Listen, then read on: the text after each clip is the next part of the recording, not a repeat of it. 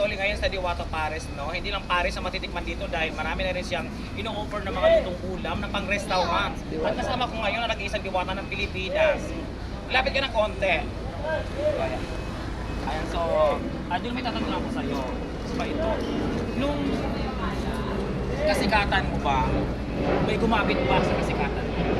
Yeah, of course, maraming nakinabang. Hindi lang gumamit, maraming nakinabang. Marami nakinabang sa kasikatan mo noon.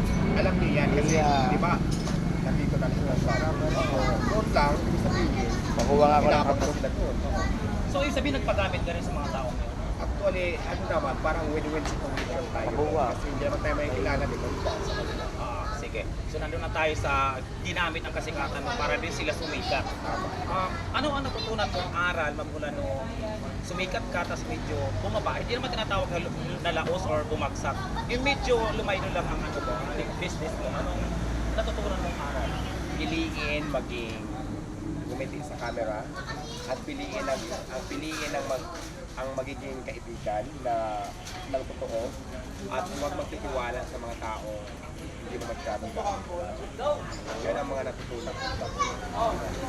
So, ang tawag dito, magmula noon ba, ang tawag dito, anong nasa isip mo noong una nung sumikat ka, nag-viral ka, halos laman ka na lahat ng social media platform, anong nasa isip mo noon? Natulala ako, once nagulat ako sa mga nangyari dahil isang iglap lang, nabigla ka nasa spotlight, tapos Sikat ka, diwata. parang superstar noon. Nagulat and proud kasi hindi natin yung pinangarap at saka maraming tao na nangangarap na maging ganun. Sa atin din tayo nangarap pero biglang dumating. So proud at saka nagulat. So, hindi mo pinangarap na sumikat ka noon? No. Tapos, yung times naman na medyo bumaba na, nagkaroon na ng ano yung business mo, ano naman ang nasa isip mo noon? Medyo stressful kasi nga nakikita ko parang iba ang dating sa social media na hindi naman ganun yung pagkatao ko talaga. Pero dahil ganun yung lumalabas, parang shocking ka. Ano ba gagawin mo? Kahit anong klaseng explain mo sa mga tao na yan, wala sila, hindi ka mapakinggan, sarado ang utak nila. Siguro, ang nakikita kong reason, no, dahil na din siguro ito sa hindi, kasama natin, na yung pinapangarap nila, hindi nangyari sa kanila, tapos yung taong minamaliit nila, minamata lang nila, nangyari sa kanya. Kaya siguro, one is the reason din sa mga yan, kung bakit. Hello. Dora, kain na, picture tayo, represent out na.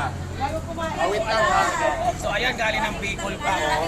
From Bicol, dinayo si Ando Diwata ng mga taga Bicol pa. Ayan. So, ang layo pa.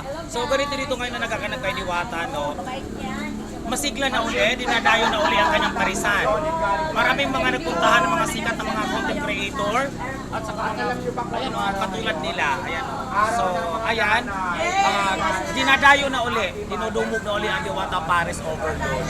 So, mamaya abangan nyo uli ang iba pang mga tanong ko kay Diwata tungkol sa kanyang Pares at saka sa kanyang buhay.